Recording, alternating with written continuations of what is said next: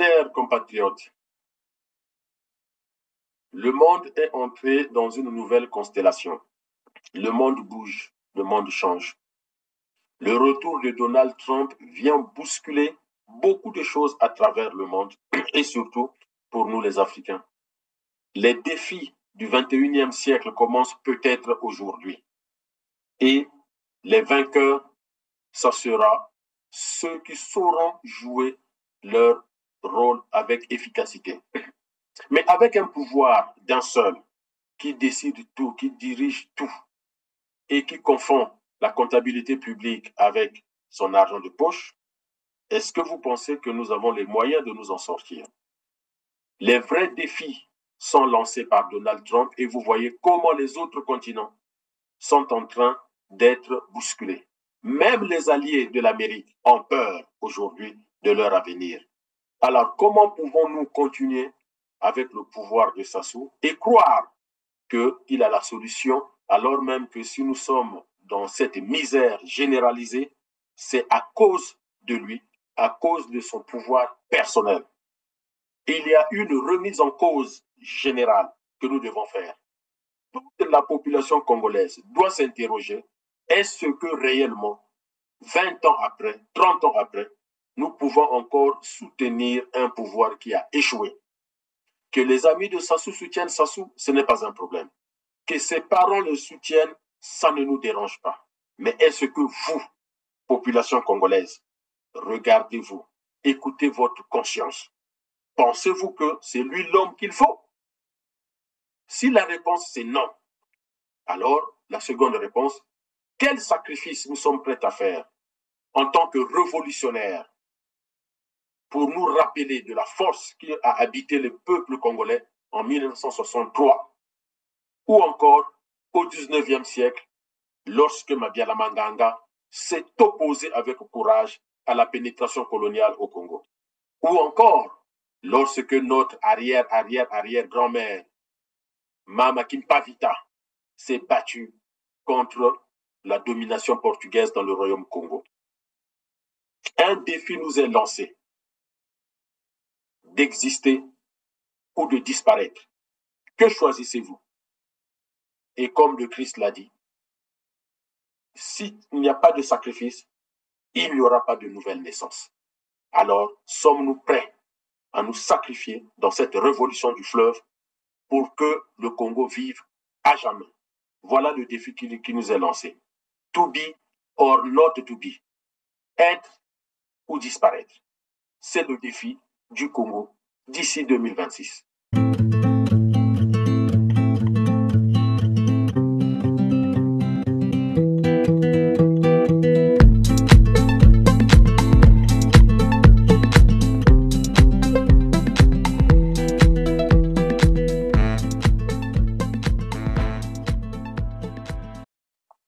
Chers téléspectateurs de R7, bonjour. Bienvenue à notre chronique de ce jour. Je suis Mouini Ivolo Didier, porte-parole du Congrès pour la Renaissance du Congo et à la fois celui qui vous présente la chronique. Aujourd'hui, je souhaite aborder avec vous 3 sujets combien importants pour notre pays, mais 3 sujets commandés comme il est de coutume par l'actualité nationale et internationale. Le premier sujet que j'aimerais aborder avec vous concerne notre pays, le Congo pour lequel nous nous posons la question de savoir à qui appartient le Congo, à qui appartiennent les richesses du Congo. Est-ce que le Congo est encore une république? Mais c'est quoi une république? Et sinon, qu'est-ce qu'il faut faire? Alors, Télé Congo a montré fait un reportage sur le président de la République, Denis Sassou Nguesso. Je vous laisse suivre ce reportage et nous abordons notre premier sujet. C'est par l'aéroport international d'Olombo que le couple présidentiel est arrivé ce samedi 12 avril pour un séjour de quelques jours à Oyo dans le département de la Cuvette. Le président de la République et madame ont été salués à leur descente d'avion par la préfète du département des Plateaux, suivie de quelques membres du gouvernement présent, puis par les corps constitués des départements de la Cuvette et des Plateaux. En effet, ce déplacement d'Oyo du couple présidentiel rentre dans le cadre du deuil qui frappe la famille présidentielle qui vient de perdre l'une de ses membres aussi bien aimée. Profondément attristé, le chef de l'État pourrait-il offrir son hospitalité à certaines personnalités qui lui témoigneraient leur commisération. En tout cas, l'agenda du président de la République reste à la discrétion du protocole national. Alors, mes chers téléspectateurs de R7, on vient de voir dans cette vidéo un reportage qui pourrait être tout à fait classique dans le contexte congolais, mais c'est un reportage qui est à la fois riche d'enseignements, mais qui montre aussi que, en réalité, le Congo n'appartient pas au peuple congolais. Le Congo appartient à Denis Sassou Nguesso et à sa famille. Qu'est-ce qu'on constate dans ce reportage? Le journaliste parle de l'arrivée de Denis Sassou Nguesso à l'aéroport international d'Olombo. Alors, arrêt sur image. Qu'est-ce qu'un aéroport international? Si au mot aéroport, on ajoute le qualificatif international, c'est-à-dire entre les nations, ça suppose que cet aéroport fait le lien entre le Congo et les autres pays. Question.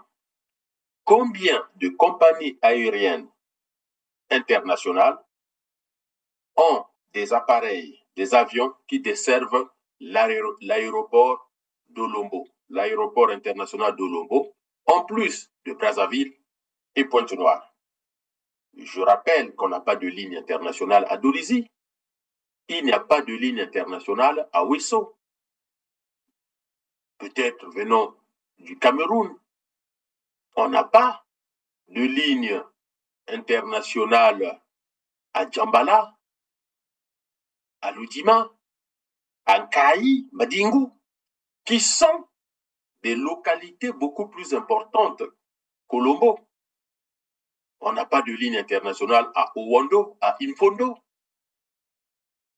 Et surtout le long du fleuve Congo où on peut avoir de l'activité économique. Donc, lorsque même le journaliste qui doit avoir la rigueur journalistique parle d'aéroport international d'Olombo, il faut qu'un jour les journalistes congolais qui font ces reportages nous disent en quoi cet aéroport mériterait le qualificatif d'international quand on sait que le seul avion qui décolle et qui atterrit depuis cet aéroport, c'est l'avion de Denis Sassou Nguesso, exception faite de quelques appareils des responsables de Total qui viennent signer leur contrat pétrolier, mais c'est normal, ils savent ce qu'ils viennent faire, ou encore de quelques responsables des organisations internationales, gouvernementales, ou encore les quelques rares présidents qui viennent voir Denis Sassou Nguesso. Mais on ne peut pas donner à un aéroport le qualificatif d'international pour ça.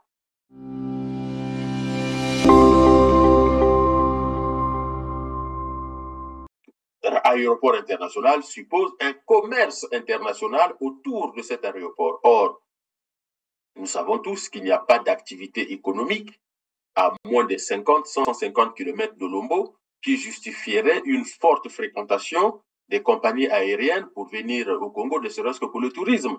Donc, c'est déjà une aberration de qualifier cet aéroport international quand on sait que c'est de l'argent public qui a été jeté. Jeté pourquoi? Parce que on a construit des installations aéroportuaires, mais qui ne servent à rien.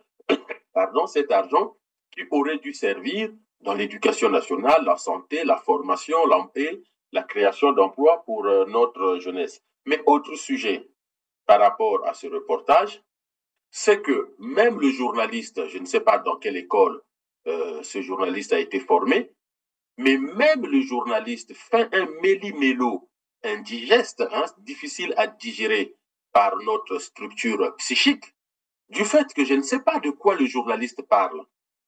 Il parle de la vie privée de Denis Sassou Nguesso, où il parle de Denis Sassou Nguesso, président de la République. Réécoutez plusieurs fois la bande, vous ne savez pas, en fait, à qui on a affaire. On a affaire au président de la République ou on a affaire à un membre de la famille Nguesso. En tant que président de la République, ce reportage n'a de valeur que si on ne traite que des affaires de la res publica. Ou soit on parle d'une personne privée qui a un deuil familial que nous respectons totalement, nous respectons le deuil familial, mais dans ce cas, on nous dise tout simplement que le président est en voyage dans son village parce qu'il a un deuil familial, point. Mais tantôt on parle des affaires publiques, c'est-à-dire le président de la République, tantôt on parle d'un membre de la famille, d'une famille endeuillée, et il y a comme ça un mélange incompréhensible, indigeste pour nous les populations congolaises, qui laisse à penser que, mais au final, le Congo, c'est véritablement la propriété privée de Sassou. Parce qu'il y a une confusion entre les dépenses publiques que nous, Congolais, population congolaise, nous acceptons pour notre président de la République, et les dépenses faites pour lui, mais dans l'intérêt de sa famille. Il faut que le ministre des Finances, que certains ont applaudi comme celui qui viendrait après Ngatsé pour nous apporter des vraies solutions dans la gestion publique, eh bien, il est important que le ministre des Finances, M. Yoka, vienne à la télévision nationale expliquer cette situation. À quel moment dans ce reportage nous sommes dans la dépense publique à la charge de l'État puisqu'il s'agit du président de la République et à quel moment cette dépense relève des ressources de Denis Sassou Nguesso lui-même. Je vous donne un exemple sans créer des polémiques. Manuel Valls est allé regarder un classico, je crois, Real Barcelone, alors qu'il est Premier ministre de François Hollande. Il embarque son fils. En tant que Premier ministre, c'était supporté par la dépense publique, mais en tant que président en tant que père, eh ben, les dépenses de son fils ne regardent pas la République. Et donc, on a chiffré, je crois, à 900 € ou 1200 €, en tout cas entre 900 et 1200 €, que Manuel Valls a dû rembourser à la comptabilité publique. Mais un autre exemple plus proche de nous, c'est Pascal Lissouba. Nombreux sont ceux qui se rappellent de la mort de la mère de Pascal Lissouba alors qu'il est président de la République. Lorsque Marie Bouanga décède, le débat, puisqu'on est tous au Congo, le débat, c'est est-ce qu'il y aura un deuil national? Est-ce que ça sera retranscrit à la télé? Est-ce qu'on va faire venir des délégations étrangères? Eh bien, refus catégorique du président Pascal Lissouba. Personnel. Le président Pascal Lissouba a refusé de rendre national le décès de sa mère et sa mère, Marie Bouanga, a été enterrée dans l'intimité familiale. Que ceux qui voulaient bien venir assister le président pendant cette période difficile, le président Pascal Lissouba, ils se sont déplacés, mais à leurs frais. On n'a jamais imputé à l'État congolais l'enterrement de la mère de Pascal Lissouba. Et elle a été enterrée à Tingidi avec, dans l'intimité familiale, sans que ça ne devienne une histoire nationale ou internationale. Et le cimetière familial de Pascal Lissouba à Tingidi n'a jamais fait personne ne sait où ce cimetière se trouve. Personne n'a jamais vu ce cimetière à la télé. Et Pascal Lissouba a toujours fait la différence entre ce qui relève de la comptabilité publique, des biens publics, de la res publica, et ce qui relève de sa vie personnelle. Et ça, il a toujours veillé que sa vie personnelle ne puisse pas être en accointance avec les finances publiques. La preuve, il a quitté le pouvoir alors que c'est même lui qui a négocié les contrats pétroliers de partage de production 50-50. Il n'est pas parti avec les milliards du Congo nulle part. Il n'a pas fait disparaître 14 000 milliards. Il n'a pas déclaré des excédents budgétaires qui ont disparu par la suite. Or, aujourd'hui, depuis un certain temps, nous sommes dans un contexte où on ne sait pas où s'arrêtent les problèmes de la famille Sassou Nguesso et où commencent les affaires publiques les affaires de la République. Donc, on ne sait pas qu'est-ce qui relève du domaine privé présidentiel et qu'est-ce qui relève du domaine public national qui concernerait tout le peuple. Je suis allé regarder un peu au final en me posant cette question, mais sommes-nous encore une république ou bien que nous sommes dans l'État indépendant du Congo version Denis Sassou Nguesso? Qu'est-ce que j'entends par là? C'est que quand je regarde la gestion du Congo par Denis Sassou Nguesso, en tout cas, je suis emmené à faire des parallèles avec la gestion de l'État indépendant du Congo qui deviendra le Zaïre, qui deviendra la République démocratique du Congo, par Léopold II. C'est-à-dire que Sassou Nguesso jouit des richesses du Congo exactement comme Léopold II jouissait à son époque des richesses de l'État indépendant du Congo. C'est-à-dire à ma guise. Il n'en faisait qu'à sa guise et que rien ne pouvait l'interdire de faire ce qu'il veut. Et quand vous regardez ce reportage, c'est riche d'enseignements. C'est vraiment riche d'enseignements. Quand regardez les voyages de Sassou à Olombo et dans son village, on a l'impression qu'il va à l'étranger. Il va pour un problème de deuil. Il a annulé un voyage de travail avec Emmanuel Macron. Il arrive à Olombo, il a le tapis rouge, mais il est que lui. Bon, le tapis rouge, vous avez tout le gouvernement qui s'est téléporté à l'aéroport de Olombo, c'est-à-dire que tout le monde est allé à Olombo juste pour faire la haie d'honneur au président de la République, alors que les gens seraient restés à Brazzaville, continuer leur travail, et lui, il part vivre son deuil avec sa famille. Mais non, tout le monde se téléporte là-bas, et on déplace même les préfets des départements limitrophes. Écoutez la bande vidéo du reportage. Même les préfets des départements limitrophes, donc il faut qu'ils viennent former la haie d'honneur. Eh ben, ils n'ont pas de travail à faire. Ces ministres qui se sont déplacés là-bas, regardez la situation du Congo. Ils n'ont pas de boulot à faire. Mais du coup, je suis allé regarder un peu, mais c'est quoi la République? Sans entrer dans des débats philosophiques avec Platon, Aristote ou encore les Spinoza et les autres, je me dis, il faut que j'aille au plus simple, c'est-à-dire la République enseignée à ma grand-mère. Si je dois expliquer à nos grands-parents, à nos grands-mères, c'est quoi une république pour qu'ils comprennent un peu cette situation, eh bien,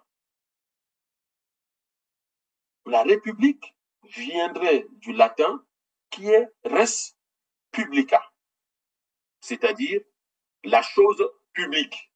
Ah bon? Et désigne l'intérêt général. C'est-à-dire que cette définition renvoie à ce que je vous ai toujours dit.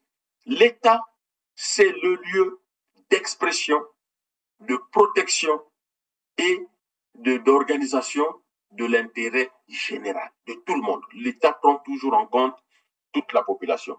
Il s'agit donc, lorsqu'on est président de la République, on est donc président des affaires publiques, c'est-à-dire les affaires qui concernent le peuple.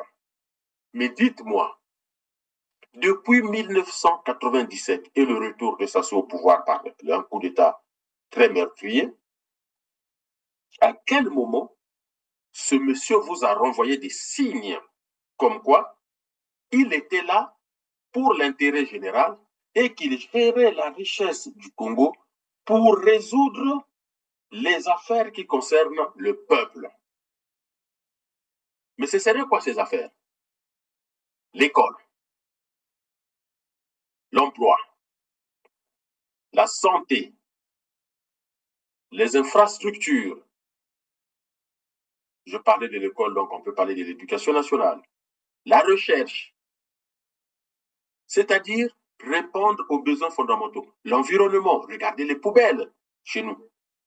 On est allé même chercher les Ouest africains pour nous donner des brouettes pour essayer de ramasser les poubelles à Pointe-Noire. Ça n'a pas marché, mais parce que les gens ne sont pas dans la gestion de la res publique, c'est-à-dire de la chose publique, puisqu'il s'agit d'une affaire privée, d'une propriété privée d'un dictateur.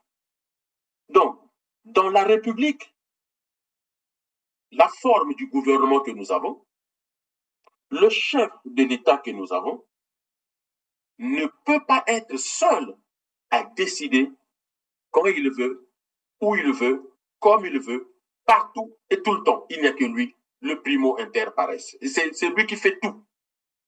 Tout part de lui et descend, et tout repart à lui. Et donc, le président, dans une république, ne peut pas être le seul à gouverner, à diriger, à décider. Dans une république, il y a des pôles de pouvoir. Or, quand vous regardez la façon dont les journalistes parlent au Congo du pouvoir de Sassou, est-ce que la presse est un contre-pouvoir? Est-ce que nous avons une presse d'investigation qui interroge, qui bouscule les hommes et les femmes politiques, les hommes et les femmes d'affaires, qui bouscule les citoyens en les questionnant sur les réalités du Congo, sur les relations entre le pouvoir et la société, le pouvoir et le peuple, sur la création de richesses, la façon dont la richesse est collectée, mais la façon dont la richesse est redistribuée aussi parmi toutes les populations, selon les catégories socio-professionnelles, selon les catégories sociales, que l'on soit chômeur ou personne retraitée ou personne qui sont revenus et autres. Et donc, lorsque vous avez comme ça un pouvoir qui tourne autour de la famille et des amis, mais est-ce que ce pouvoir, c'est encore une res publica? Aujourd'hui, on va parler de la République. La République, on en parle beaucoup. On en entend beaucoup parler, mais au final, bien que 150 pays dans le monde se disent être des républiques, c'est parfois difficile de vraiment comprendre ce que ça veut dire. Déjà, le mot république vient du latin res publica, qui veut dire chose publique. Ça signifie que gouverner la cité est une affaire publique et collective, pas une chose privée. Il est impossible de donner une seule définition de la République, car son sens et ses réalités ont beaucoup évolué au cours de l'histoire et selon les pays. Mais on peut quand même essayer de réunir les États républicains autour de 3 caractéristiques. Premièrement, le poste de chef de l'État n'est pas héréditaire, contrairement à une monarchie ou un empire. Une république est un État où la puissance publique est soumise à la loi, ce qu'on appelle un État de droit. Enfin, une république agit pour l'intérêt du peuple, au sein de laquelle il est souverain. Quand vous avez comme ça un pouvoir qui veut faire de ses membres des saints et des saintes, nous avons aujourd'hui un des enfants ou une fille du président où on cherche les moyens de faire d'elle une sainte jusqu'à lui construire une basilique. On n'attend plus que le Vatican valide le nom de cette fille comme sainte, je ne sais quoi, de cette église. Donc, quel est le rôle aujourd'hui des structures de l'administration publique chargées à sécuriser les finances publiques, même contre le président de la République? Ça, c'est une vraie question dans la République.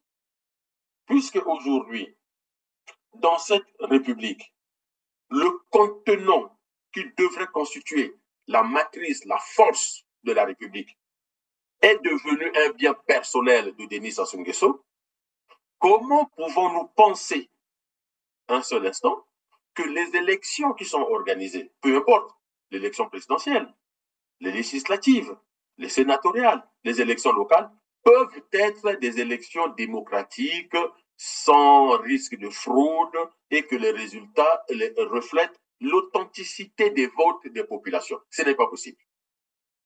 Ce qui me fait dire qu'en 2026, est-ce que les populations congolaises vont se révolter contre ce système ou les gens vont encore dans les bureaux de vote, iront dans les bureaux de vote pour dire continue l'œuvre de destruction du Congo. Parce que rien qu'en partant de cette vidéo, il y en a plein des vidéos comme ça vous donne le ton, ça vous donne la preuve comme quoi nous sommes dans un système où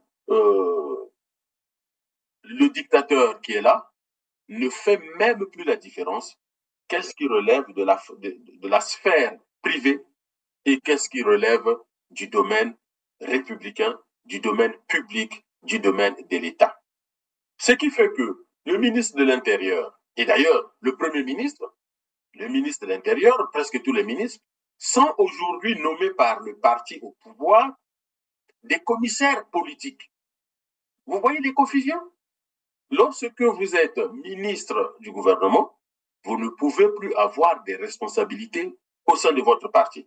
Vous pouvez toujours assister aux réunions du parti puisque vous êtes le parti au pouvoir, ça se passe partout dans le monde, mais vous ne pouvez plus avoir des fonctions nommées par le secrétaire général ou le premier secrétaire de votre parti. Non, vous vous mettez un peu à l'écart de la gestion de votre parti. À quel moment, quand on reçoit Koliné Makosso, Zéphirin Boulou, Tister Tikaya, dans telle ou telle localité, on est en train de recevoir le commissaire politique du PCT ou le ministre du gouvernement. Confusion de posture, confusion de place, de fonction et de rôle.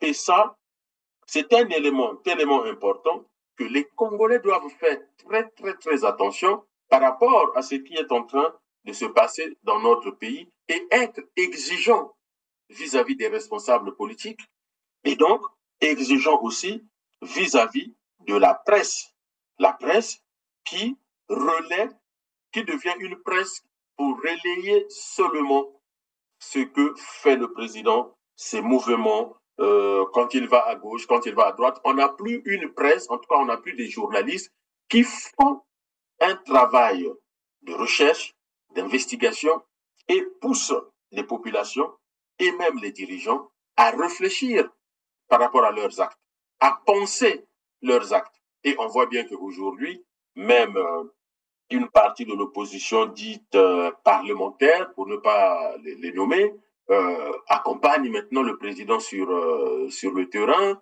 On les voit à l'Udima, on les voit un peu partout, parce que semble-t-il qu'il fait des choses intéressantes. Et donc, quand c'est bien, l'opposition est obligée d'applaudir. Mais qu'est-ce qui est bien? Faites le tour du Congo, regardez partout. Il n'y a pas une seule localité du Congo, que ce soit dans les grandes villes comme Brazzaville, Pointe-Noire, Ouesso, Dolisie et j'en passe, ou dans les campagnes. Les gens vivent une misère telle que on se demande, ce président dont on dit qu'il gère la res publica, c'est-à-dire la chose publique, c'est quoi? Je vous laisse regarder cette vidéo et on poursuit notre chronique. Jeux, danse, consommation d'alcool et autres divertissements, voilà ce à quoi se livrent au quotidien les jeunes du village Les Saras. Par manque d'emploi et d'autres activités génératrices de revenus, ces jeunes déambulent au village à longueur de journée pour s'occuper. Une situation qui met mal à l'aise les habitants de ce village. Ces derniers ne savent plus à quel sein se vouer. C'est une jeunesse oisive. Elle est essentiellement focalisée sur l'orpaillage de l'or. Ils ne vivent que de ça, ils ne vivent que des plantations. On n'a pas du boulot au niveau de l'Essar. Les sociétés n'y sont plus comme à l'époque. Les exploitants forestiers n'y veulent plus exploiter le bois parce qu'au village, pratiquement à l'Essara, nous avons vu dans le passé, il y avait des sociétés d'exploitation de grumes, il y avait le chemin de fer qui prenait aussi des temporaires, mais jusqu'alors, vous voyez, le chemin de fer, là, ça nous fait pratiquement près d'une décennie que nous sommes enclavés. Nous étions la grande voie, la route nationale numéro 1, les Saras seraient enclavés. S'agissant des infrastructures scolaires, les Saras disposent d'une école primaire et d'un collège qui date des années 80. Pour 7 habitants, les salles de classe sont pléthores et présentent actuellement un danger pour les apprenants. Au collège, nous avons le premier bâtiment qui avait été construit dans les années 80. Le second, on l'a construit en 2013, mais qui malheureusement n'avait jamais pris fin en ce qui concerne ces travaux. Le tout premier bâtiment va déjà en ruine parce qu'il y a déjà des fissures, d'où les enfants sont saturés en classe. Dans une salle de classe, vous pouvez trouver 80 élèves qui malheureusement sont serrés dans leur banc. Or, il a fallu donc déconcentrer le premier bâtiment pour que le deuxième bâtiment puisse recevoir ceux-là qui sont en trop, en surplus. Vraiment, ça sera difficile pour nous pour accueillir ceux-là qui sont venus du CEM2 en 6e et les autres qui sont passés en classe supérieure. Le village de Sahara, qui jadis faisait la fierté de la localité par son histoire liée au chemin de fer et de ses multiples sites touristiques, est actuellement dans un état d'abandon. Les habitants de ce village sollicitent l'intervention des autorités compétentes afin que les Sahara redore son blason d'antan pour le bien-être de tous. Dans cette vidéo, on vient de voir l'exemple de cette localité qu'on connaît tous très bien, les Sahara, qui rappelle un peu la mémoire des populations venues du Sahara pour la construction de notre chemin de fer Congo-Océan. L'exemple qui est montré là, en fait, dans les études des sciences humaines, on peut prendre cet exemple-là et extrapoler au niveau national.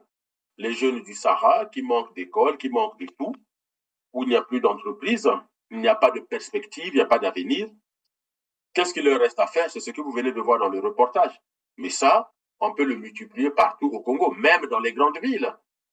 C'est quand même triste de voir des vidéos circuler sur YouTube et Facebook, des jeunes mineurs qui sont molestés, qui sont tabassés, parfois même brûlés, au seul motif qu'ils ont volé pour manger parce qu'ils avaient très faim, alors que nous sommes un pays immensément riche comparé à la population que nous avons.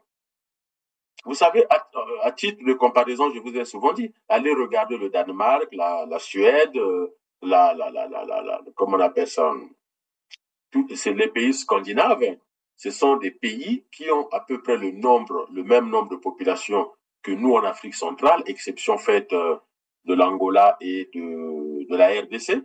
Mais si vous prenez le Congo-Brazzaville et le Gabon, la Centrafrique, on a à peu près le même nombre d'habitants, les superficies de nos États ne sont pas très différentes, et même au niveau des richesses.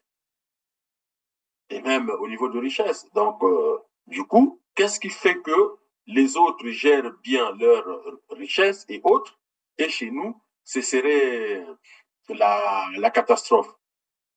Qu'est-ce qui cause cela? Qu'est-ce qui fait que ces jeunes des Sahara, comme les autres jeunes du Congo, seraient dans la misère alors que nous sommes un pays riche? Qu'est-ce qui causerait ça?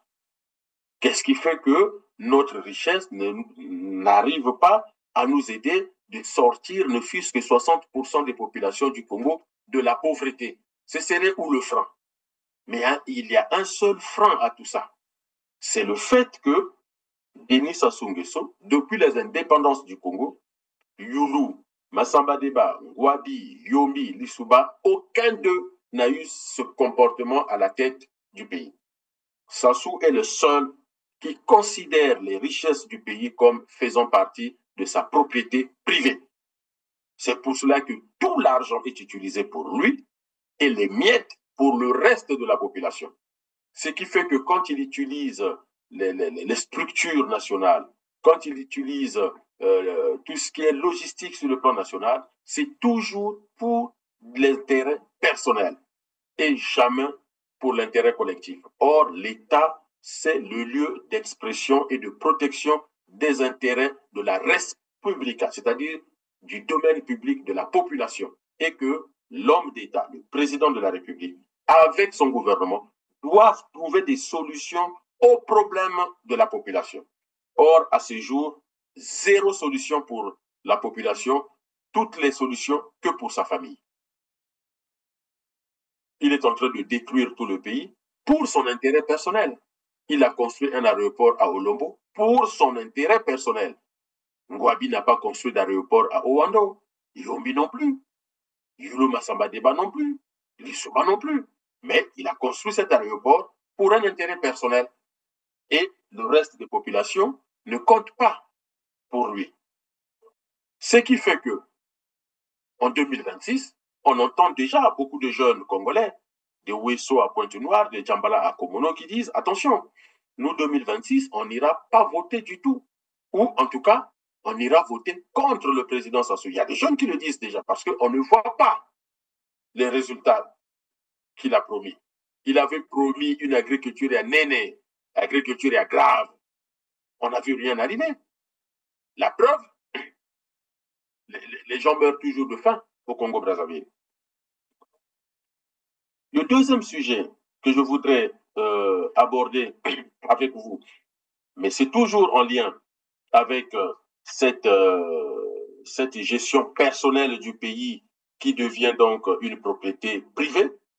C'est ce qu'on a appris récemment sur la nomination de nouveaux préfets qui suit donc la création de nouveaux départements et donc de nouvelles préfectures. Alors, j'ai essayé de regarder les cartes partagées par les uns et les autres. Donc, on va faire un découpage un peu au nord pour créer le Congo-Ubangi. On va faire un autre découpage pour créer le département de Kény à Lima et le département de Dieulefini. S'il faut créer de nouveaux départements, pourquoi pas?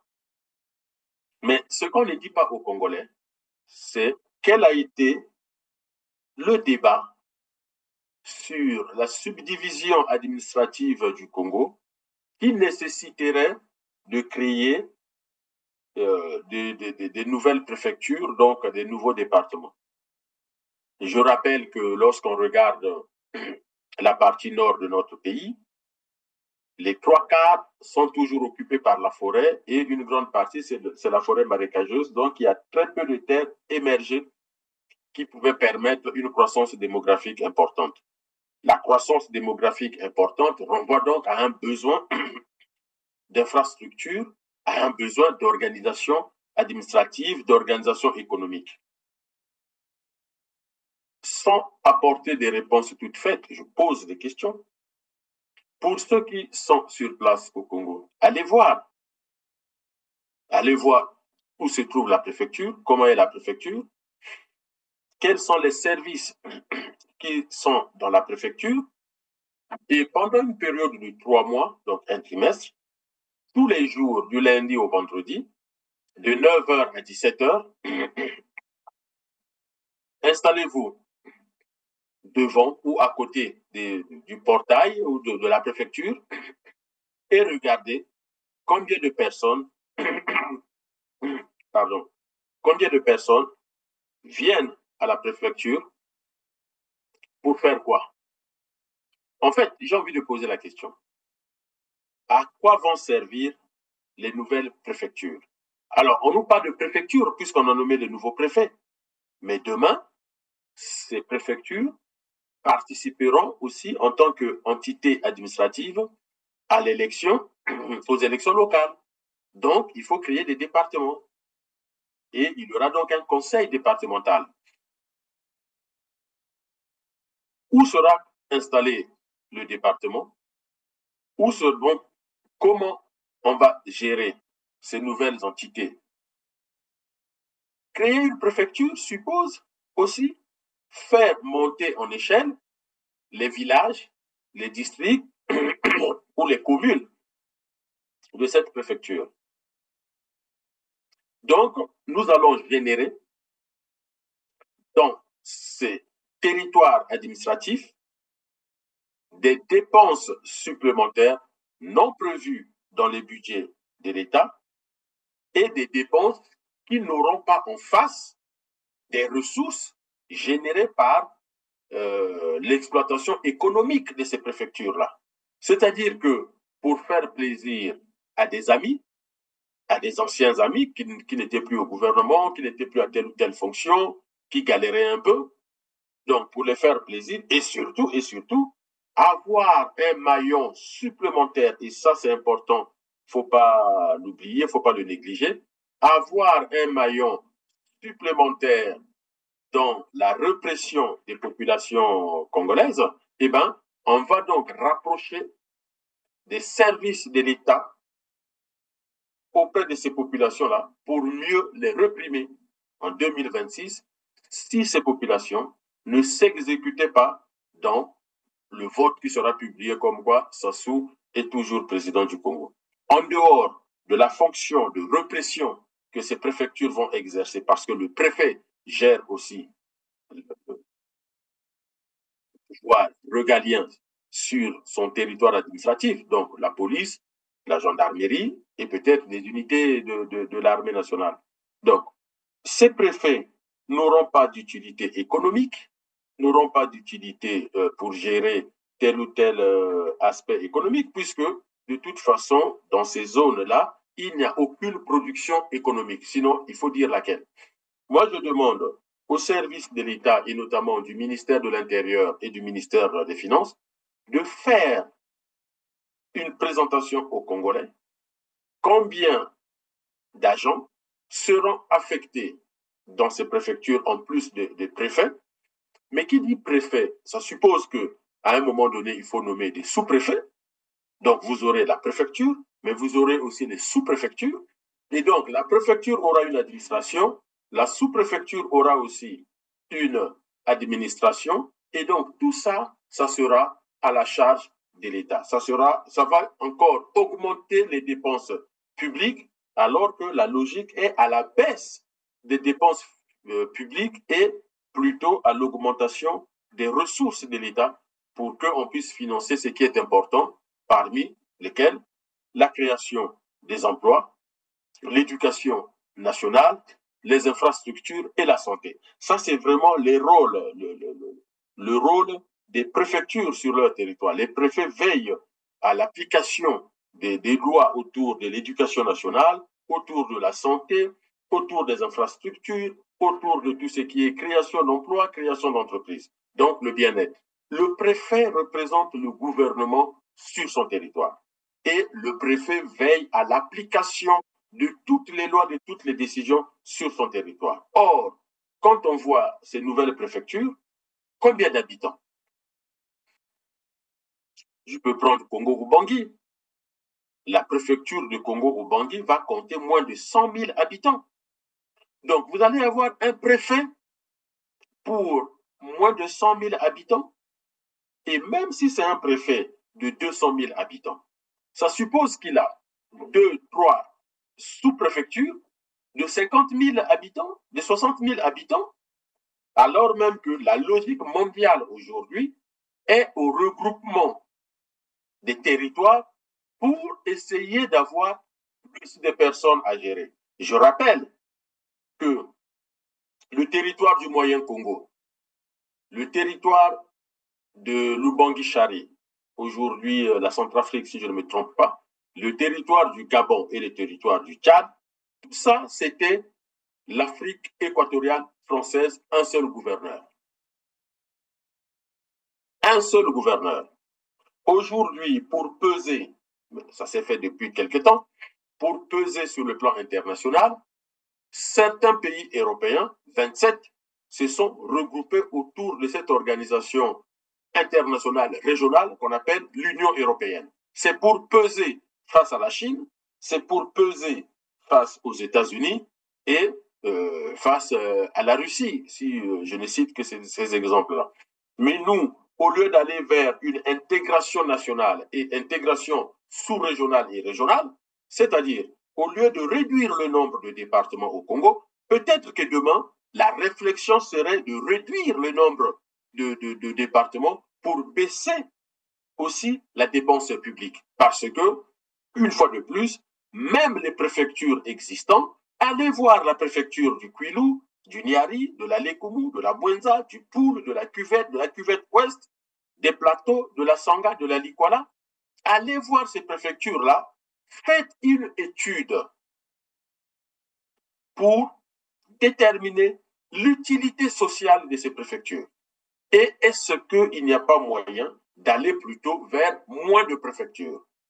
On peut avoir une préfecture du Kwilu-Niari. Et à ce moment-là, orienter vers la mairie de Pointe-Noire certaines prérogatives. Au lieu que ce soit à la préfecture, ça sera donc à la mairie.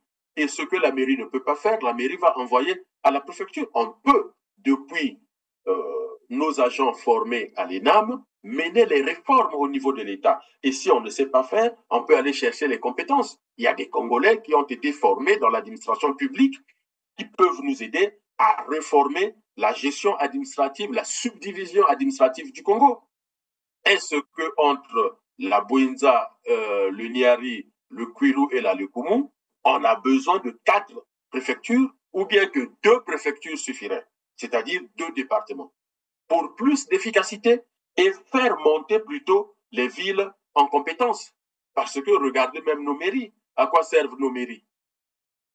Sauf à délivrer quelques actes de naissance, nos mairies ne sont même pas capables d'enregistrer les dossiers de cartes nationales d'identité, alors que partout dans le monde, ça relève des compétences de la mairie.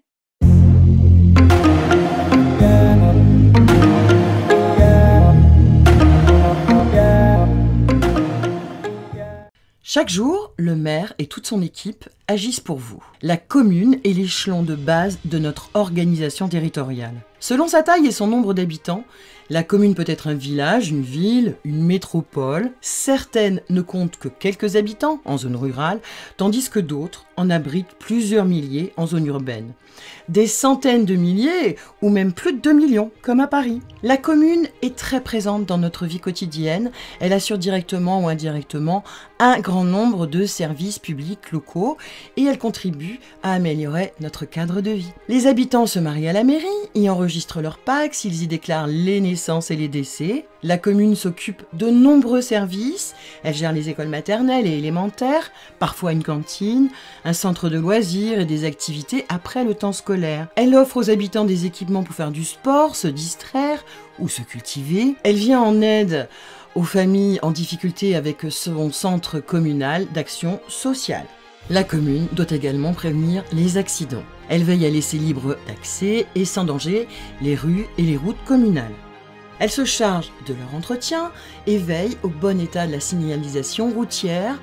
Elle assure leur nettoyage et leur éclairage. Comme une entreprise, la mairie regroupe des femmes et des hommes aux métiers variés, plus ou moins nombreux selon la taille de la commune, techniciens, techniciennes, ingénieurs, policiers et policières municipaux, bibliothécaires, animateurs et animatrices ou puéricultrices. Le maire dirige tous les services de la mairie. Le personnel administratif renseigne les habitants et leur fournit différents documents. Pour régler avec efficacité les problématiques du quotidien des habitants et à un coût raisonnable pour la collectivité, les communes peuvent choisir, par une démarche volontaire, de se regrouper pour créer une commune nouvelle. Il s'agit d'unir leurs moyens pour maintenir, voire développer, des services de proximité aux habitants. À quoi servent le maire et le conseil municipal ? Bien, la commune est administrée par un conseil municipal avec un maire à sa tête, secondé par ses adjoints. Toutes les communes sont administrées par un maire et des conseillers municipaux. Les conseillers sont élus par les habitants tous les 6 ans et ils sont choisis parmi les femmes et les hommes qui acceptent de s'occuper de leur commune. Le nombre de conseillers municipaux varie selon le nombre d'habitants. Dans les communes de plus de 1000 habitants, les listes candidates doivent respecter le principe de parité. Elles doivent être composées d'autant d'hommes que de femmes, avec obligation d'alterner. Dans ces mêmes communes, les listes d'adjoints au maire élus par le conseil municipal sont également soumises à une obligation de parité. Les habitants élisent les représentants de leur commune et après les élections municipales, les conseillers élus se réunissent. Dès leur première réunion, ils votent à leur tour pour désigner la municipalité, c'est-à-dire le maire et les adjoints. Ils travaillent ensuite tous ensemble et organisent la vie de la commune.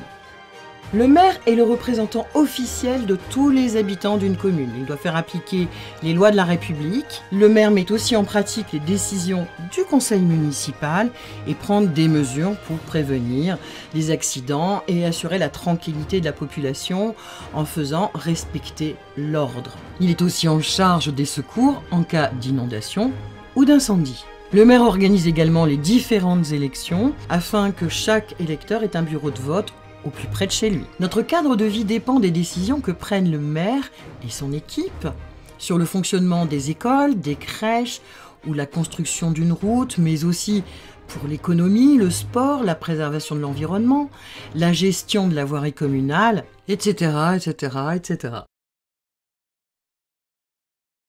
Les pièces nationales d'identité, ce n'est pas au commissariat central qu'il faut aller les faire. C'est normalement à la mairie qu'on devrait les faire, à la limite à la préfecture. Donc, il y a une réflexion à mener dans la gestion administrative et non pas chercher à augmenter le nombre de préfectures, donc le nombre d'agents de répression quand le pouvoir de censure sera contesté. Mais sachez-le, le travail que nous sommes en train de faire au niveau du Congrès pour la Renaissance du Congo, tout ça avec un seul trait de stylo, ça sera rayé. Il n'est pas possible de conserver toutes ces préfectures qui viennent, mais vraiment détruire les finances publiques parce qu'il faut rémunérer tous ces agents. Ce n'est pas possible. On va les rémunérer pour quoi faire? Ceux qu'on vient de nommer, allez voir quelle est la délimitation du territoire de la préfecture du Congo au Bangui. Et d'ailleurs, pour avoir suivi un peu le débat autour de oui ou non il faut créer de nouvelles préfectures, c'était quoi le motif? Ah non, nous sommes 3 districts, nous sommes 4 districts, nous avons besoin de notre préfecture. Mais nous, c'est qui? C'est-à-dire que Sassou a fait plaisir à des amis qui lui demandaient, au nom de notre groupe tribal, nous voulons avoir notre propre préfecture. Mais c'est quoi ce raisonnement? Je vous rappelle encore que aujourd'hui, 342 000 km², 13 départements, avec 2 départements autonomes, ça fait trop dans la dépense publique. Je ne suis pas en train de parler des ethnies, des villages, non. Je dis, c'est trop dans la dépense publique. Il faut le réduire. Demain, on peut mener des discussions avec les populations pour savoir, entre la Likwala et la Sangha, est-ce qu'on a besoin d'avoir 2 départements? Entre la cuvette et les plateaux, est-ce qu'on a besoin d'avoir autant de départements? Entre la Bouenza et le Poul, pourquoi on ne ferait pas un seul département? Et puis le Kouilou, le Niari et la Lekumu, pourquoi on ne ferait pas un seul? Je réfléchis tout haut. Et en ce moment-là, on baisse la dépense publique, les mains qui seront libérées parce qu'ils traînent dans des bureaux à ne rien faire, ces mains seront orientées vers une activité économique de production de richesses, de production des capitaux, pour avoir de quoi payer les agents qui seront dans les différentes mairies et préfectures. Donc, l'effort doit être fait dans le secteur privé, dans le secteur économique, et non pas dans la fabrication des préfectures, la fabrication des lieux où on va cantonner ceux qui vont demain maltraiter les populations. Parce qu'une préfecture ne produit pas de l'argent.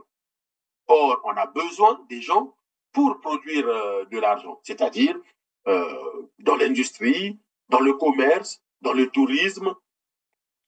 On a besoin de former aussi dans la santé, dans l'éducation nationale. Donc, il faut qu'on soit un pays pensé, un pays réfléchi, et non pas un pays où on se demande, mais que font les gens?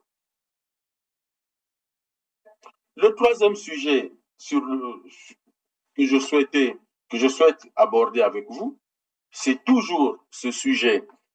Je ne suis pas le seul à revenir dessus. Il y a le président Mirassa qui revient souvent dessus parce que c'est très important et c'est essentiel. Et c'est à la suite des 2 autres, c'est la question où on se rend toujours compte que tous les jours, chaque jour qui passe, Sassou nous apporte les preuves de la vente du Congo aux étrangers.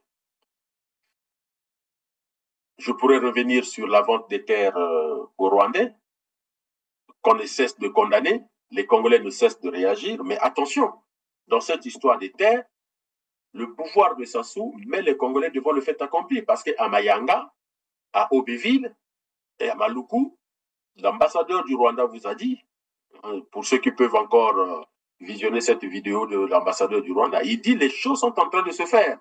Et d'ailleurs, quand il va dire au revoir à Sassou, il lui dit bientôt, vous aurez des produits made in Congo. Après 4 ans d'exercice en République du Congo, l'ambassadeur du Rwanda est arrivé à la fin de sa mission. Comme l'exigent les usages diplomatiques en pareilles circonstances, Théoneste Mutsenda Chiaka a fait le mercredi ses adieux au chef de l'État congolais Denis Sassou Nguesso. L'occasion a permis au diplomate rwandais de faire le bilan de son passage en terre congolaise et partant de la coopération entre Kigali et Brazzaville. Pendant les 4 ans, les relations entre le Rwanda et le Congo sont vraiment excellentes. On a mis beaucoup d'efforts sur la diplomatie économique. On a parlé spécialement de 2 projets. De 2 projets qui sont en train d'être exécutés ici au Congo. Le parc industriel et commercial de Maluku. Je lui ai dit que ça avance très rapidement et que d'ici peu, il y aura des produits fabriqués ici au Congo, made in Congo, par la société de droit congolaise avec des capitaux rwandais, Mesfield. On a parlé aussi d'un projet très important pour le Congo, qui va produire beaucoup d'emplois. Le projet de la culture d'oricin pour faire l'huile d'oricin et faire le biocarburant. C'est un projet que, encore une fois, Mesfield fait avec la société ENI. Nous allons commencer à cultiver d'ici peu à Obavir, dans la Bouenza, 3000 hectares, mais ça va continuer sur beaucoup d'hectares. Le premier, il y a eu, dans certaines localités que nous avons visitées, pas dans toutes, à Madiengou et un peu à Lodima, un sentiment mitigé, mais un sentiment général d'inquiétude et de peur de la part de la population au regard d'un certain nombre d'informations qui auraient été mises à leur disposition faisant état d'une vente des terres congolaises au Rwanda ou à des sujets rwandais. Le deuxième fait constant à retenir, c'est que aucune terre, aucune partie de terre n'a fait l'objet de vente ou de cession sur toute l'étendue du territoire national et particulièrement dans les localités visitées. Et les populations s'en sont elles-mêmes rendues compte puisque de leurs témoignages, nous avons tous suivi que les populations n'ont reçu sur leur terre aucune délégation rwandaise. Le troisième fait constant à retenir, c'est que les localités que nous avons visitées ont fait l'objet d'autorisation provisoire d'occuper ou d'autorisation express d'occuper s'agissant de la localité de Massangi à Yamba. Et malgré ces autorisations provisoires ou express, aucune activité n'a été entreprise pour la mise en œuvre de ces autorisations provisoires. Si jusqu'au 8 décembre 2024, date d'expiration de ces autorisations, toutes ces diligences n'ont pas été accomplies, ces autorisations seront frappées de caducité. Alors aujourd'hui, j'aimerais que les Congolais publient sur les réseaux sociaux ces fameux produits Made in Congo fabriqués à Maluku par les Rwandais, sur le site de Yamba et à Aubéville. Il faut donc les montrer. Le peuple congolais, sachez-le, vous êtes devant le fait accompli. Les Rwandais sont en train de continuer à s'installer avec la bénédiction du pouvoir. Koliné Makosso a fait croire aux gens que les accords ont été dénoncés. C'est faux, puisque le premier ministre de notre pays qui nous dit que les accords sont dénoncés, il est contredit par l'ambassadeur du Rwanda qui vous dit les projets continuent. Et d'ailleurs, on est passé à la phase d'exploitation. C'est quand même curieux. Vous êtes chez vous. Votre premier ministre vous dit on a arrêté. Mais c'est un ambassadeur étranger qui dit non, on n'a pas arrêté, le projet continue. Et d'ailleurs, à bientôt, vous allez voir les produits sur le marché et les Congolais qui vont trouver de l'emploi. Moi, j'attends de voir ces Congolais-là qui travaillent dans le complexe industriel de Maluku. L'ambassadeur du Rwanda a dit qu'il y aura des milliers d'emplois. Alors, le chômage a baissé à Brazzaville. Ouvrons les yeux. Ouvrons les yeux.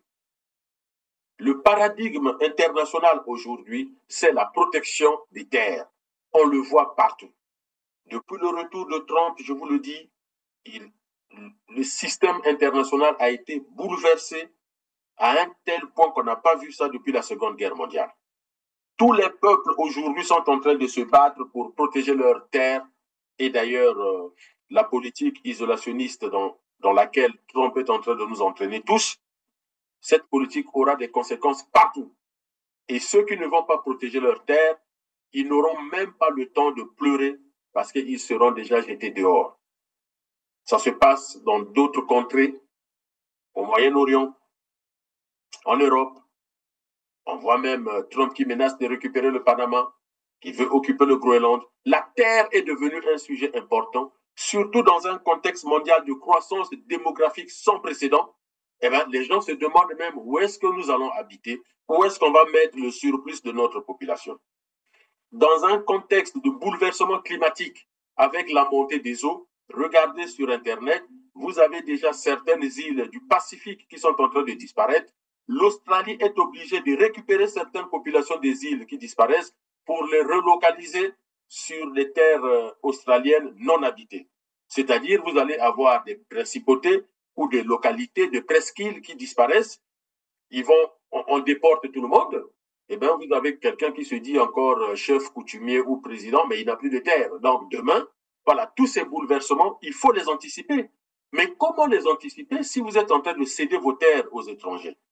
Quand on prend un pays sans critique, un pays de 26 000 km², le Rwandais, de plus de 15 millions d'habitants, c'est tout à fait normal pour le Rwanda d'avoir une stratégie de recherche des terres ailleurs parce que dans l'immédiateté, les terres nationales ne suffisent plus pour que tout le monde y habite. Sans compter le fait que le Rwanda est une dictature, donc il y a forcément des opposants, donc il me faut une politique très agressive, quitte à aller signer des accords militaires avec des pays comme le Congo, des accords d'assistance mutuelle en cas de conflit avec mes voisins proches, et c'est ce qui se passe à l'est de la RDC. Lorsque un pays comme le Congo a des accords militaires d'assistance mutuelle, ça suppose que demain, le Congo-Brazzaville combattra du côté du Rwanda contre la RDC, puisque Tshisekedi souhaite déclarer la guerre à la RDC. Et on apprend que les accords militaires entre le Congo-Brazzaville et le Rwanda font que les deux armées font même des exercices militaires communs. On sait très bien que quand on parle des exercices militaires communs, ça suppose que les deux armées sont en train de se coordonner dans la façon de mener des opérations militaires. C'est ce qui se passe avec l'OTAN. C'est ce que condamne la Russie quand il y a des exercices de l'OTAN. C'est ce que condamne la Corée du Nord ou encore la Chine lorsque l'OTAN et les Américains plutôt font leurs exercices conjoints avec le Japon ou avec la Corée du Sud ou avec Taïwan dans le Pacifique. Donc, si aujourd'hui le Congo-Brazzaville est en train de faire des exercices militaires conjoints avec le Rwanda, est-ce pour dire que le Congo-Brazzaville s'apprête aussi à se battre avec nos compatriotes? N'oublions pas que de l'autre côté de la rive, ce sont nos parents. Je le dis avec insistance. Pour ceux qui doutent encore, je vous dis attention. Depuis la Centrafrique, l'Ubangi, jusqu'au Kwilu, nous avons en commun les mêmes parents du côté du Congo-Brazzaville et du côté du Congo-Kinshasa. Nous avons souvent des veillées dans nos familles, on ne les souhaite pas, des veillées, des fêtes, des mariages, où les parents du côté Congo-Brazza ou du côté Congo-Kinshasa, eh bien, il faut les attendre, il faut qu'ils viennent. Qu'il s'agisse des tribus ou des ethnies du Nord, jusqu'à l'extrême sud du Congo, nous sommes un même peuple. Et donc, il n'est pas acceptable d'entendre parler des accords avec un pays qui est pour nous un pays lointain, mais juste parce que Sassou considère le Congo comme une propriété privée et il ira signer les accords, non pas avec Kinshasa, alors que si nous avons, dites-moi quels sont les accords qu'on va signer avec le Rwanda, qu'est-ce que le Rwanda va apporter au Congo-Brazzaville que le Congo-Kinshasa n'apporterait pas? Si nous avons des accords à signer, les accords de défense mutuelle, c'est d'abord avec la RDC. Nous sommes les deux capitales les plus proches, donc personne ne peut imaginer les deux capitales en train de se canarder. C'est pas possible. Même dans l'imaginaire le plus fou, ce n'est pas pensable, c'est pas possible. Donc, une fois de plus, à l'instar du président Mirassa, nous appelons à l'abolition pure et simple de ces accords. On ne veut pas entendre parler de ça. Mais puisqu'on nous met devant les faits accomplis, il appartient aux populations congolaises de réagir. Il faut savoir que pour avoir une démocratie et une démocratie stable, il faut que le peuple garde sa capacité à réagir, à mener des révolutions lorsque le pouvoir est en train de virer à la dictature. Merci Madame la Présidente, Madame la Ministre, mes chers collègues. On touche là, sur l'amendement que je vais présenter, une question sensible. Car à l'alinéa 103, il est indiqué que nos armées doivent être ainsi capables d'assurer des postures permanentes de dissuasion, de sécurité, etc. Et également de conduire des opérations non seulement de contre-terrorisme, mais aussi de contre-insurrection. nous sommes en radical désaccord avec le fait que nos armées soient engagées dans une quelconque opération de contre-insurrection. C'est là une question fondamentale qui touche, permettez-moi de le citer, l'article 35 de la Déclaration des droits de l'homme et du citoyen, qui nous rassemble tous, je l'espère, et qui dit « Quand le gouvernement viole les droits du peuple, l'insurrection est pour le peuple et pour chaque portion du peuple le plus sacré des droits et le plus indispensable des devoirs. » C'est cela qui nous rassemble dans notre Déclaration des droits de l'homme et du citoyen. Envisageons-nous possible que demain notre armée, soit sur le territoire national, soit à l'étranger, soit une force qui réprime ceux qui se sont insurgés contre un gouvernement qui aurait mené une politique injuste? Il y a là quelque chose qui est totalement, fondamentalement contraire avec les missions de nos armées. Je le dis d'autant plus, permettez-moi d'évoquer, comment dirais-je, un exemple personnel. Moi, natif de Béziers, cette ville où les viticulteurs en grève se sont vus opposer le 17e régiment envoyé par Clémenceau, et ce régiment, ne voulant pas réprimer les viticulteurs en grève, a mis crosse en l'air. Il en est resté une chanson, Gloire aux soldats du 17e. Et le couplet dit, si vous aviez tiré, vous auriez, en tirant sur nous, assassiné la République. En 2018, nos armées ne peuvent pas assassiner la République sur le territoire national ou même à l'étranger. Donc il est impossible que nous nous engagions dans une quelconque volonté d'opération militaire pour mater une contre-insurrection. Ça, c'est très important.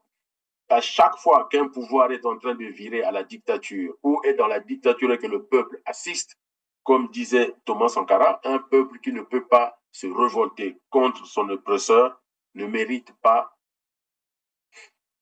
les regrets des autres. Donc, nous sommes devant le fait accompli. Il nous appartient, mais vraiment de prendre très au sérieux cette histoire. Pourquoi je vous parle de la vente du Congo aux étrangers? Regardez cette vidéo et on en reparle. Entre le Congo et les Émirats arabes unis, ce sont des relations fructueuses marquées par des échanges permanents entre les deux chefs d'État sur des questions d'intérêt commun. Venu participer au Forum mondial des investissements à Abu Dhabi, le président de la République, Denis Sassou Nguesso, a rencontré ce mardi 8 avril 2025 au Palais du bord de mer son homologue émirati, le prince tchèque Mohamed Ben Zayed Al Nahyan, président de la Fédération des Émirats arabes unis. Une réception en toute convivialité qui place les relations entre les deux pays dans une dynamique de réciprocité pour une coopération gagnant-gagnant.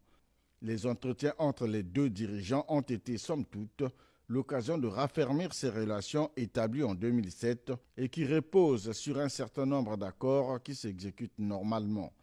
C'est ainsi qu'au terme de leurs échanges, Denis Sassou Nguesso et le prince tchèque Mohamed Ben Zayed Al Nahyan ont assisté à la signature de l'accord global de partenariat économique entre le Congo et les Émirats arabes unis. Il a été signé du côté émirati par le ministre du Commerce extérieur Ahmed Al-Zeyoudi et du côté congolais par le ministre des Finances, du Budget et du Portefeuille public, Christian Yoka. Un accord qui jette les bases d'une relation bilatérale renouvelée, dynamique, stratégique et mutuellement bénéfique. Cet accord prévoit l'instauration d'une zone de libre-échange entre nos deux pays et l'identification d'un certain nombre de secteurs prioritaires, parmi lesquels les secteurs des industries extractives, le transport et la logistique, l'agriculture, le tourisme, encore l'économie digitale. Voilà à peu près les secteurs qui sont concernés par cet accord que nous allons maintenant nous employer non seulement à faire ratifier, mais ensuite à opérationnaliser. Dans cette vidéo, on voit le président de la République signer des accords avec les Émirats arabes unis. Alors, une fois de plus, ce ne sont pas les accords qui posent problème.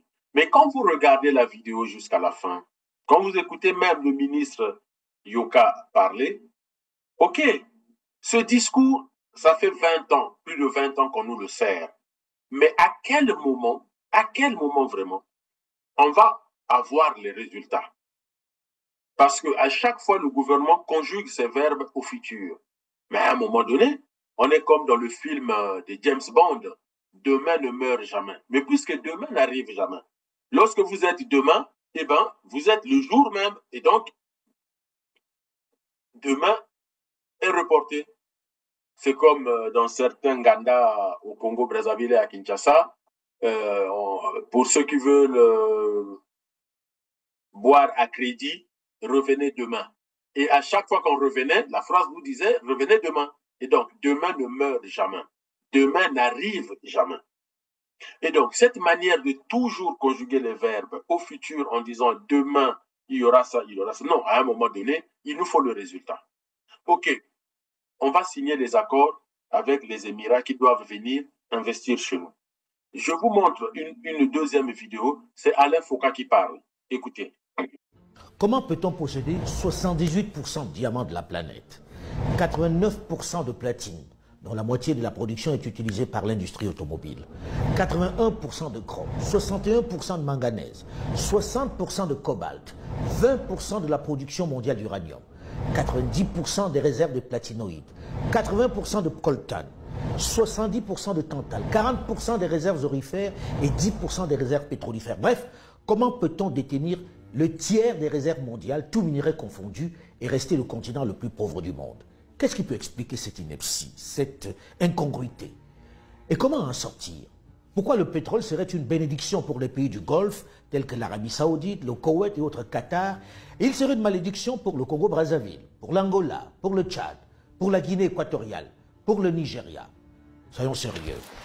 Prenons la République démocratique du Congo, l'un des plus grands paradoxes de notre continent. Premier producteur mondial de cobalt, avec ses 100 000 tonnes chaque année. Il fournit 70% de ce minerai essentiel dans la fabrication de batteries pour voitures électriques et pour nos milliards de téléphones portables. Premier producteur africain de cuivre, avec plus d'1 500 000 tonnes par an. Le Congo est assurément un scandale géologique. Mais dans le même temps, l'immense majorité de la population dans ce territoire grand comme l'Union européenne, avec cette immense richesse, vit avec moins d'$1 par jour. Prenons la Guinée, un autre scandale géologique. Elle est dotée de certaines des réserves de minéraux les plus convoités de la planète, dont 40 milliards de tonnes de bauxite, la plus grande réserve du monde. À cela s'ajoute, tenez-vous bien, plus de 20 milliards de tonnes de minerais de fer. Les réserves potentielles d'or sont estimées à 700 000 tonnes. Diamants, 30 à 40 millions de carats de réserves prouvées, 500 millions de carats de réserves probables. L'or et les quantités indéterminées d'uranium. Mais 55% des 11 millions d'habitants de la Guinée vivent avec moins de 1,25 $ par jour. Et le pays se classe 178e sur 187 pays selon l'indice de développement humain 2013 du PNUD, qui mesure le niveau de vie des pays. À qui profite cette immense richesse qui laisse les Guinéens dans l'extrême pauvreté? Les mêmes compagnies internationales. Autre exemple de tour de passe-passe réalisé pendant que nos parents croyaient en l'amitié et au concept d'aide. Le Niger et son uranium, où l'État cède en 1968 la principale concession d'Arlit de 375 km² utilisée comme combustible nucléaire dans les centrales nucléaires en France et pour la force de dissuasion nucléaire française. Les autorités nigériennes l'ont donc cédé à l'ancêtre d'Areva pour 75 ans. Ce qui veut dire que lorsque l'on parle du Niger comme le 3e producteur mondial d'uranium, c'est un peu une vue de l'esprit, dans la mesure où les Nigériens les récupéreront, avec un peu de chance, leur principale mine qu'en 2043. Qui est capable de dire quelle est la part du Gabon dans l'immense réserve qui a fait de lui un émirat pétrolier? Dans les anciens contrats, il avait moins de 20%. C'était le pétrole d'Elf. Regardez ces jeunes qui vivent comme des taupes, qui risquent leur vie chaque jour pour quelques grammes de cobalt. Et regardez cette voiture, ce véhicule électrique considéré comme le nec plus ultra, la Tesla. Sans lui, elle n'existerait pas, quel que soit le talent du créateur. Mais regardez le fossé qui sépare le monde du fabricant de celui du creuseur. Cherchez l'erreur.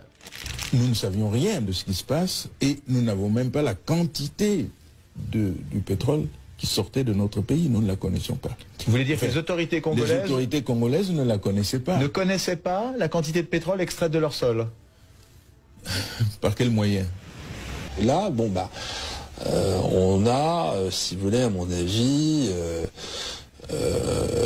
utilisé, ou comment dire, un peu la naïveté, je dirais, des dirigeants des pays hôtes, des producteurs. C'est le FMI, c'est la Banque mondiale qui décide de céder vos richesses à des entreprises. Qui conseillent, qui vous disent, vous, État congolais, vous n'avez plus les moyens financiers de maintenir et de développer vos actifs miniers. Nous vous conseillons gentiment. Oui, on sait comment on conseille. Voilà, de céder ça à des partenaires techniques et financiers internationaux qui sont spécialisés et qui ont les moyens, et ils vont développer ça à votre place. C'est l'erreur fatale qu'on a faite, qu'on ne devrait jamais faire dans nos pays africains. On dit que la RDC a exporté plus de 1 million de tonnes de cuivre et près de 100 000 tonnes de cobalt. C'est 5 ou 6 entreprises étrangères dans lesquelles, malheureusement, l'entreprise de l'État Gécamine n'est qu'un actionnaire minoritaire qui n'a quasiment rien à dire. Ces entreprises, elles ont pris nos gisements, elles sont allées les donner en garantie à des banques étrangères et elles ont emprunté. Au lieu d'amener des capitaux qu'on nous avait promis, c'est des prêts qu'on nous a amenés à des taux qui dépassaient 10% alors que nous savons qu'ils les avaient à 2 ou 3%. Dont les entreprises à qui on a donné les concessions sont allées gager les mines du Congo. Auprès des banques. Et ont emprunté alors qu'elles devaient amener des capitaux. Elles ont amené plutôt des prêts. En gros, les firmes Glencore, China Mobile Denom et Sicomine, qui détiennent les 2 tiers de cette matière minérale qu'est le cobalt, réalisent 18 à 20 milliards de dollars. Des chiffres surréalistes sur le seul cobalt et le cuivre PRDC. Tandis que l'État congolais ne perçoit que 1,3 milliard, c'est-à-dire à peine 10%. Vous avez bien entendu, à peine 10%. Alain Foka, journaliste de RFI, bon, il a quitté la chaîne, il a quitté la radio RFI. Pendant longtemps, il animait Mémoire d'un continent. Je le suivais souvent chaque samedi, chaque dimanche, Mémoire d'un continent. Mais Alain Foka, tout comme Semi Keba, ou Nathalie Young, ou encore le professeur Niamse, que j'écoute beaucoup, je leur faisais un reproche. C'était celui de critiquer l'Occident et d'épargner les chefs d'État africains. Mais depuis un certain temps, on a tous vu que ce discours a beaucoup changé. Parce que je disais déjà à l'époque, il y a quelques années, quand ils ont commencé leur combat, j'ai dit attention, le panafricanisme que vous convoquez aujourd'hui ne doit plus être le panafricanisme du 17e, 18e, 19e, voire même du 20e siècle. Aujourd'hui, le panafricanisme doit d'abord être un panafricanisme dialectique et un panafricanisme de développement. C'est-à-dire qu'on peut toujours critiquer l'Occident, mais il faut aussi voir nos propres antagonismes internes. Parce que ce qui crée la pauvreté de l'Afrique aujourd'hui, ce n'est pas seulement le fait que l'Occident, et d'ailleurs même quand on parle de l'Occident, attention, l'Occident depuis quelques années est en train de se désengager de l'Afrique.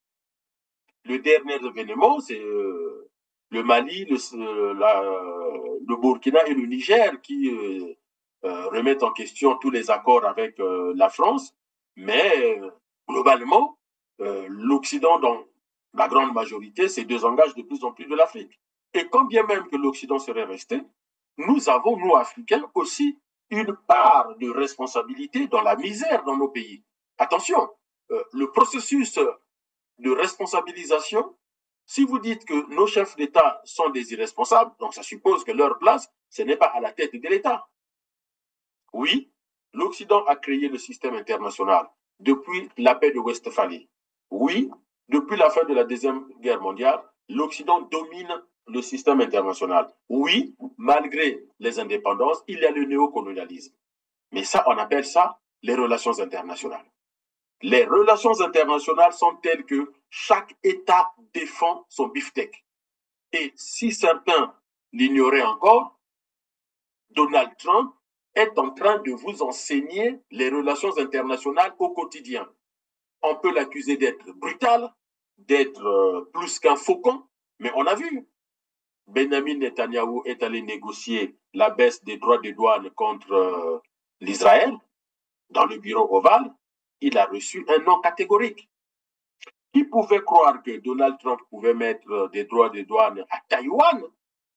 La Chine, pourquoi pas? L'Union européenne, pourquoi pas? Mais Taïwan, allez, je prends un autre pays, le Lesotho. Bon.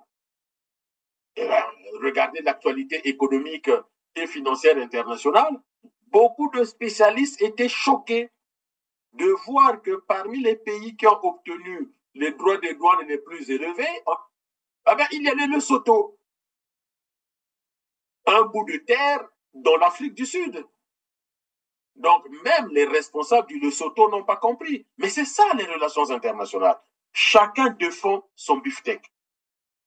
Dans un tel contexte, aujourd'hui, le panafricanisme doit donc supposer que les présidents africains sont d'abord les premiers responsables de la misère de leur peuple. Pourquoi? Parce que ce sont eux qui créent à l'intérieur de leur pays les conditions de misère de la population.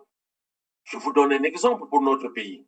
Ce n'est pas la France, les États-Unis, la Chine ou un autre pays qui demande à Denis Sassou Nguesso de dilapider 14 000 milliards de francs CFA. Aujourd'hui, tout le monde sait que nous avons faim. On a de l'argent derrière la maison, mais pourquoi ne pas aller le chercher?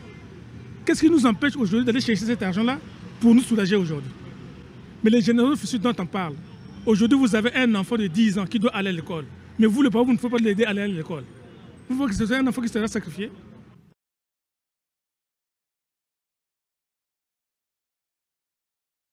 Que oui, au début des années 2010, l'État congolais a créé à la Banque centrale un compte pour les générations futures, un compte de réserve pour les générations futures, qui a été principalement alimenté par les excédents que nous avions enregistrés dans l'exécution des lois de finances, précisément du budget de l'État, pour utiliser un terme connu de tous. 7 à 8 ans de budget national. 7 à 8 ans de budget national. Et si moi je suis panafricaniste, congolais, est-ce que je vais passer mon temps à critiquer le néocolonialisme? Oui, je peux critiquer. Mais c'est surtout régler les comptes avec celui qui a bouffé les 14 000 milliards de francs CFA. Est-ce que l'Occident est responsable de la non-construction des 12 hôpitaux généraux décidés, je crois, vers 2014 pour une durée de construction de 3 ans, 2017, et c'est en 2025, 11 ans après, que Denis Sassou Nguesso vient à Madingu et dit aux populations, je viens de constater que l'hôpital est dans la brousse. Écoutez la vidéo de Sassou, c'est lui qui parle, hein? Mais comment il travaille? À quel moment il demande qu'on lui rende compte de ce qui est en train d'être fait? Les travaux de ces hôpitaux étaient livrables 2017. Mais il y a un an, Koliné Makosso a dit que les travaux étaient terminés, que les hôpitaux étaient là et on avait des hôpitaux de renom. Alors, Sassou ment ou c'est Koliné Makosso qui ment? Et si tel est le cas, quelle est la responsabilité de Jean-Jacques Bouillon en tant que ministre des Grands Travaux? Quelle est la responsabilité du ministre de la Santé au Congo? Quelle est la responsabilité de M. Ngatse en tant que ministre des Finances? Donc, le panafricanisme dialectique ou le panafricanisme de développement, si tant est que nous voulons aller vers le développement, suppose que nous devons régler d'abord nos antagonismes internes. Au premier sujet, je vous ai parlé du pouvoir personnel de Sassou, qui utilise les finances publiques comme son argent de poche. C'est ça le problème aujourd'hui de l'Afrique. Et d'ailleurs, Alain Foucault, quand il parle, vous avez vu sa vidéo sur les Émirats arabes unis, c'est ce qu'il dit. Pourquoi le pétrole serait un avantage pour les pays, les monarchies du Golfe qui se développent grâce à ça, et le pétrole est une malédiction pour les pays d'Afrique noire. Mais moi, je lui dis, ça fait 25 ans que je tiens ce discours. Et je leur dis, bienvenue à mon club. Évidemment, qu'est-ce que je vous ai dit depuis longtemps? Les mêmes richesses chez les autres, ça permet à ces pays-là d'avancer, mais les mêmes richesses chez nous, ça nous appauvrit encore plus. Alors, le problème, ce ne sont pas les richesses. La première ressource de la République, ce sont ses ressources humaines. La première ressource d'un pays, c'est sa population, ses hommes et ses femmes. Ça suppose que si nous n'avançons pas sur le chemin du développement, ça veut dire que les hommes et les femmes qui nous dirigent sont médiocres. Je ne dis pas qu'ils sont mal formés, je dis juste qu'à la tête de nos États, ils sont médiocres. Donc, Sassou vient de signer ces accords avec les Émirats arabes unis. Mais c'est pour quoi faire? Vendre encore une partie du Congo aux monarchies du Golfe? Quand vous regardez ces monarchies, elles sont à la recherche de quoi? Pas du pétrole. Ces monarchies ne vont pas implanter les usines chez nous. Donnez-moi un pays où ces monarchies ont implanté des unités de production. Il n'y en a pas. Ce que les monarchies du Golfe, le Qatar, les Émirats arabes unis, tout ça, cherchent l'or et le diamant. D'abord, l'or et le diamant. Après, ce sont des monarchies qui investissent beaucoup dans la logistique. Tout ce qui est porte-containers, gérer des ports et autres. Donc, nous avons de l'or, nous avons un peu de diamant. Est-ce qu'on va venir détruire nos forêts pour en avoir un peu plus? Il faut que nous restions vigilants là-dessus. Nous avons un port en eau profonde qui est très stratégique, c'est le port de Pointe-Noire. C'est dommage, c'est mal géré.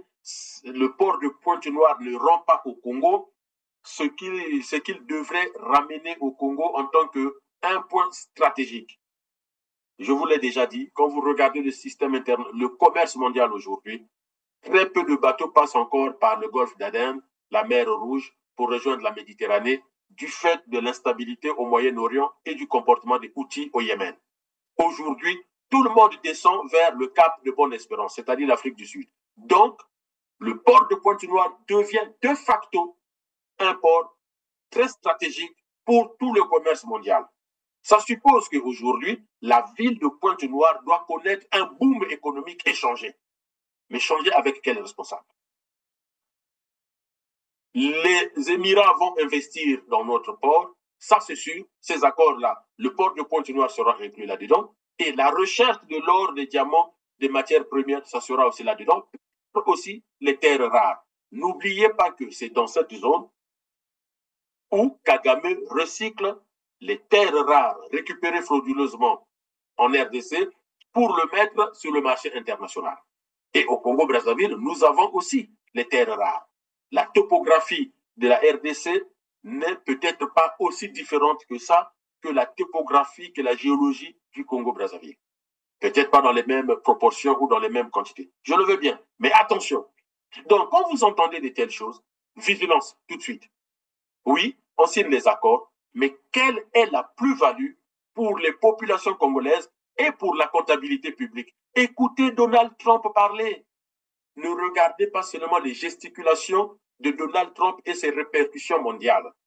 Donald Trump est en train de dire, mais moi, quand je fais, moi, États-Unis, il ne parle pas de lui, il est le président. Donc, il dit, les États-Unis dans le business avec la Chine, on a plus de 1000 milliards de déficit. Ah non, c'est pas possible. Alors, mon propos n'est pas de dire qui a raison, qui a tort, mais c'est ça le discours d'un président. Donc, il faut essayer de rééquilibrer les choses. Chacun défend ses beefsteaks, l'intérêt national, national interest. Et donc, nous, dans ces accords-là, j'ai du mal à percevoir jusqu'aujourd'hui quel est notre intérêt dans ces accords, combien ça rapporte dans la comptabilité publique, dans les finances publiques, combien d'emplois. Donald Trump vous dit, au lieu de fabriquer vos voitures à l'étranger et venir les vendre aux États-Unis, je vous demande de venir les fabriquer directement aux États-Unis. Mais ça doit nous donner de la matière, de la réflexion. Nous avons du bois. Au lieu d'exporter le bois brut, eh bien, fini.